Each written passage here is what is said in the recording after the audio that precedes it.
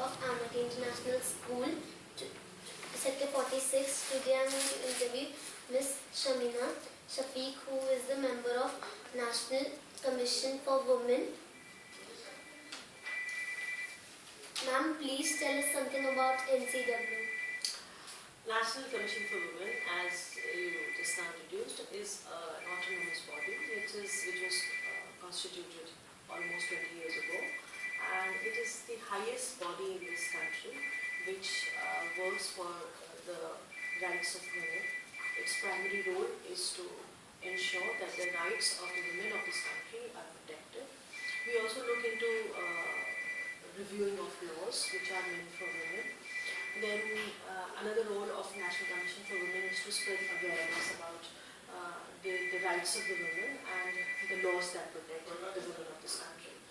So these are a few roles that we take. One very important role is that whenever there is a crime against women in this country, there are 2-3 ways of the complaints coming to us. The complaints can be lodged individually, personally. The complaints can be lodged on the internet, that is online, and it can be posted to us. The complainant can post her complaint to us, or anybody on behalf of the complainant can complain to us. And one of the most important role is that we take into cognizance whenever there is crime against women, and we come to know via media, maybe electronic media or print media. We take cognizance and we ensure that the right of the women is protected. What is your role as NCW member? As I said that because I am a member of first of all, let me tell you as to what is the constitution of National Commission for Women. It comprises of the chairperson, who is at present Mrs. Mamta Sharma, and then there are 5 members at National Commission for Women, including me, and there is also one member secretary which looks after the administrative part of National Commission for Women. As far as I, as a member, National Commission for Women, my role is again to look into the complaints of the women or of the girls who are victim of any sort of crime. And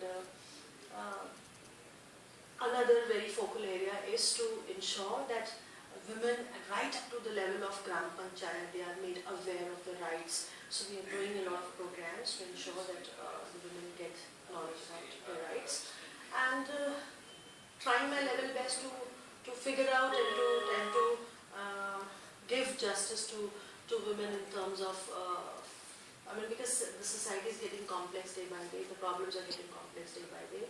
So we need to retrospect, and we need to see over and over again as to what next can be done for the betterment of the women. What is your view about present status of women in our society? As far as India is concerned, we are very proud that the Constitution of India, it gives equal rights to the women of this country. After 16 December, the Nirbhaya episode which happened last year, very, very unfortunate affair.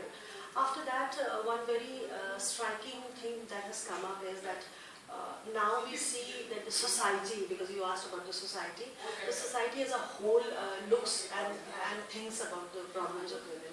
Earlier, the situation was that women problems were supposed to be women's problem, and they would have to ponder upon it. But now, post 16 December, we see that even men, young boys, including old and old men as well. The society as a whole is very concerned about the status of women, and the laws, the amendments that have been made in the laws after 16 December are enough to safeguard the rights of the women. So I see a very positive approach to women's status, and hopefully with proper implementation of the laws, the status is going to improve day by day. You would have come across a lot of different situations. Which is the most challenging of them?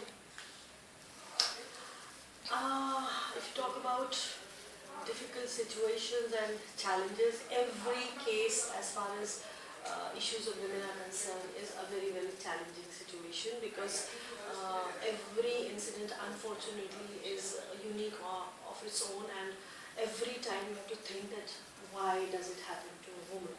But when you talk about as to what is being very challenging, I would tell you, because about Haryana, very recently there was a case where a boy and a girl were killed in the name of honor.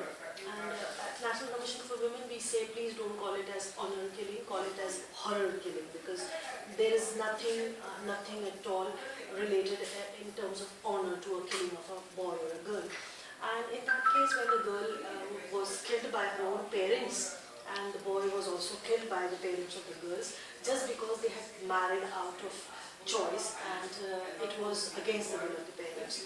So I had to visit the village in Haryana to find out as to what were the reasons. There was an inquiry committee, and I was trying to convince the so-called Khaps over here as to if this is wrong, and to sit down and have a dialogue with the entire community of the village, and to try to make them understand that the killing was wrong, was a huge challenge. And to me, I think that was to date the biggest challenge, because a woman, when she dies or when she's victimized in the name of honor or horror, whatever you say, it is the most difficult situation wherein you wonder as to the family which has given birth to a girl, how can the parents themselves kill their own daughter into pieces? So that is something which has been really very saddening, very heartbreaking, and very challenging.